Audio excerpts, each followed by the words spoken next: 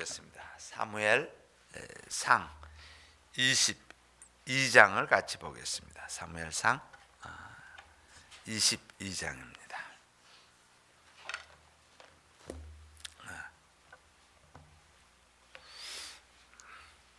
이번 한 주 동안 저의 인생 가운데서 터닝 포인트가 되었던, 임팩이 되어졌던 그 말씀을 새벽 시간에 같이 보았습니다. 22장 1절과 2절 우리 다 찾으셨으면은 한 음성으로 같이 읽도록 하겠습니다. 그러므로 다윗이 그곳을 떠나 아둘람 굴로 도망하매 그 형제와 아비의 온 집이 듣고는 그리로 내려가서 그에게 이르렀고, 환난당한 모든 자와 빚진 자와 마음이 원통한 자가 다 그에게로 모였고, 그는 그 장관이 되었는데 그와 함께한 자가 400명 가량이었더라. 아멘. 우리 모두는, 또 하나님의 자녀들은 인생을 살아가면서 터닝 포인트 또는 전환점이 있습니다. 사도 바울의 터닝 포인트, 그는 하나님을 열심히 섬겼던 사람입니다. 그래서 그는 그 열심히 섬김으로 예수를 믿는 사람, 십자가에 돌아가신 그 모습은 저주를 받아 마땅하다라는 그 모습으로 핍박을 합니다. 그러나 다메섹에서 그는 그의 인생의 터닝 포인트가 됩니다. 베드로 역시 하나님을, 또 예수님을 따랐던 사람입니다. 그러나 그가 고넬료를 만남으로 말미암아 그 인생의 메이저 터닝 포인트가 이루어집니다. 오늘 다윗의 모습입니다. 다윗이 바로 앞절에 보시면은 자기 목숨을 위해서 그는 침을 수염에 흘리며 미친 채 하면서 빠져나오는 모습입니다. 그리고 그가 들어간 곳은 아둘람 굴입니다. 아둘람 동굴로 들어갑니다. 바로 이 점이, 이 장소가 다윗의 터닝 포인트가 됩니다. 아둘람 동굴은, 굴은 이제 더 이상 갈 곳이 없는 다윗입니다. 바로 이 시점을 통해서 다윗은 왕의 모습을 갖춰가며 왕으로서의 출발이 시작됩니다. 그러나 그와 함께 했던 그 사람의 모습을 보면은 2절에 디테일하게 나옵니다. 400명이나 되었는데 그들은 환난 당한 모든 자들이었습니다. 세상에 출중한 사람들이 아니라 환난 당한 모든 자, 빚진 자, 마음이 원통한다가 다 그에게 모였다고 나옵니다. 한 주를 지내면서 하나님의 사람으로서, 종으로서 내 인생 가운데서 임팩이 되어졌던 그 말씀 중에 또한 이 말씀은 저에게 엄청난 임팩이 되어졌던 말씀입니다. 어둠 가운데 있는 상황에 있을 때는 우리는 두 가지 시츄에이션으로 우리는 표현할 수가 있습니다. 내가 어둠의 터널을 지난다라고 표현할 수가 있습니다. 또 하나는 어둠의 동굴에 있다, 이렇게 이야기할 수가 있습니다. 오늘은 다윗이 아둘람 동굴, 정말 왕으로서 기름 부은 자가 생명을 부지하기 위해서 미친 채 하며 침을 질질 흘려가면서 자기의 생명이 구걸되어지고, 그리고 아둘람 굴에 와 있는 모습입니다. 상징적인 의미가 무엇일까라는 거예요. 터널은 입구가 있으면은 그 어둠이 있지만은 저 끝에 보면은 빛이 보입니다. 그래서 그냥 참고 견디고 가면 됩니다. 그러면은 통과하게 됩니다. 그러나 동굴의 상징적인 의미는 출구가 없습니다. 꽉 막혀 있습니다. 마치 요셉이 구덩이에 빠져 있는 것처럼 꽉 막혀서 나올 소망이 없는, 다른 사람의 도움이 아니고서는 빠져나올 수 없는 그런 부분입니다.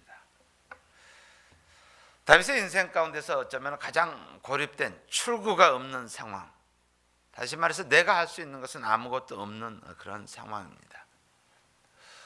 우리의 삶 가운데서도 가정을 잃은 사람들, 또 직장을 잃은 사람들, 또 건강을 잃은 사람들, 이런 사람들은 출구가 없는 상황, 하나님의 도움이 아니면 도저히 내가 어찌할 수 없는 그런 상황입니다.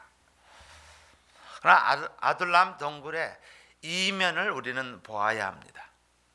동전에 양면이 있는 것처럼 내가 하기에는 아무것도 할 수 없는 상황, 이 동굴에 있는 상황이에요.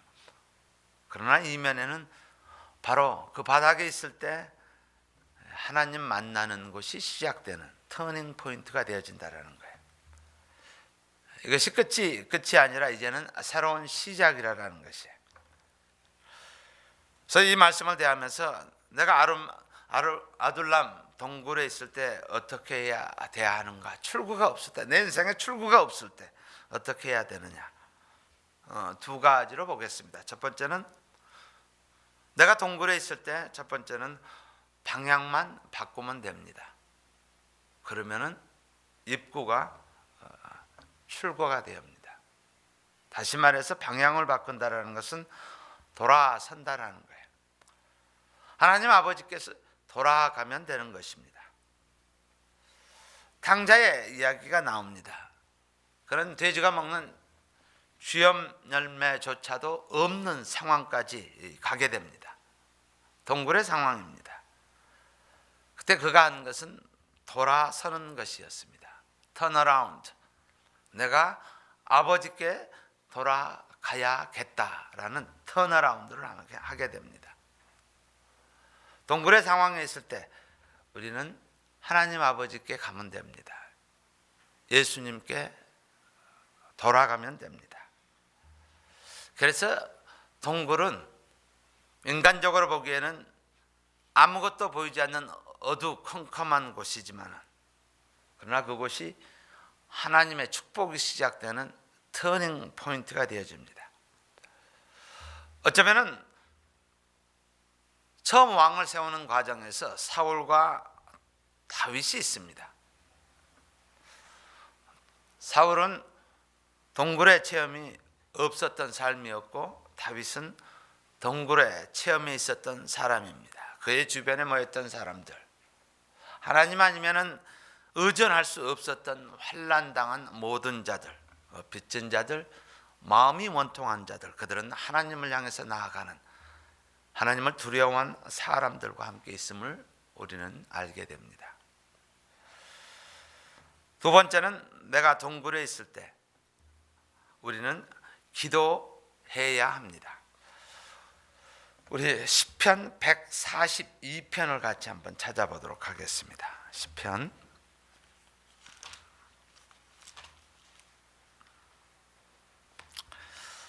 142편은 바로 다윗이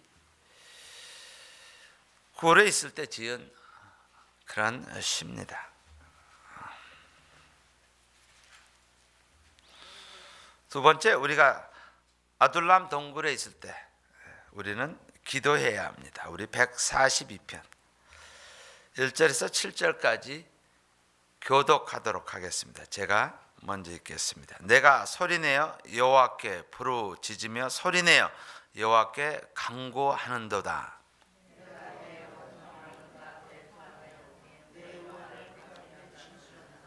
내 심령이 속에서 상할 때에도 주께서 내 길을 아셨나이다. 나의 행하는 길에 저희가 나를 잡으려고 올무를 숨겼나이다.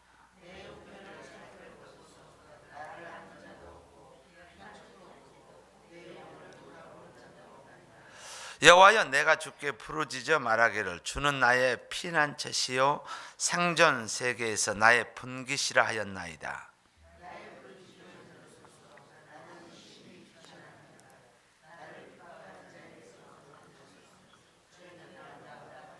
우리 다 같이요. 내 영혼을 옥에서 이끌어내사 주의 이름을 감사케 하소서. 주께서 나를 후대하시리니 의인이 나를 들으리이다. 아멘. 그 동굴 안에서의 기도의 내용입니다. 그는 자기 속에 있는 것을 2절에 보면 그 앞에 토해낸다라고 하는 거예요. 토한다라는 거예요. 토하면서 쏟아붓는 모든 것을 있는 것을 끄집어내는 그 기도의 시간을 갖고 있습니다. 1절에 보면 내가 소리내어 여호와께 부르짖으며 여호와께 소리내어서 하나님 나 견딜 수가 없습니다라고 간구하고 있습니다. 5절에도요. 여호와여 내가 주께 부르짖는다고 했습니다. 또 6절에 나의 부르짖음을 들으소서. 하나님 들어주시옵소서라고요. 동굴에 있을 때, 우리의 고통 가운데 있을 때, 아픔이 주어졌을 때, 문제가 있을 때, 그리고 우환이 있을 때 우리는 기도로 토해내야 합니다. 마치 상한 음식이 내 배 안에 있을 때 유일한 방법은 그것을 끄집어내야 합니다. 끄집어내야 편해집니다. 한나의 기도와 같이 우리는 토설해야 합니다. 하나님, 나 못 견디겠어요. 나 견딜 수 없어서 내가 어떻게 해야 되는데 하나님 나 좀 봐주세요. 나 좀 봐주세요. 라는 토설하는 기도입니다. 자, 기도를 하게 되면은 4절에 그리고 5절에 중요한 것을 우리가 경험합니다. 첫 번째는 4절에 보면은 없다 라고 나옵니다. 동굴 안에서 I don't have anything.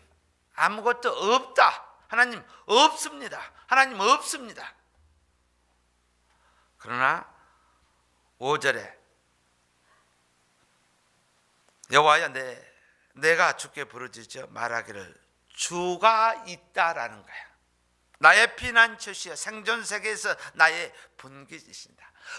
없다가 아니라 이제 하나님이 내 옆에 계시다라는 거야.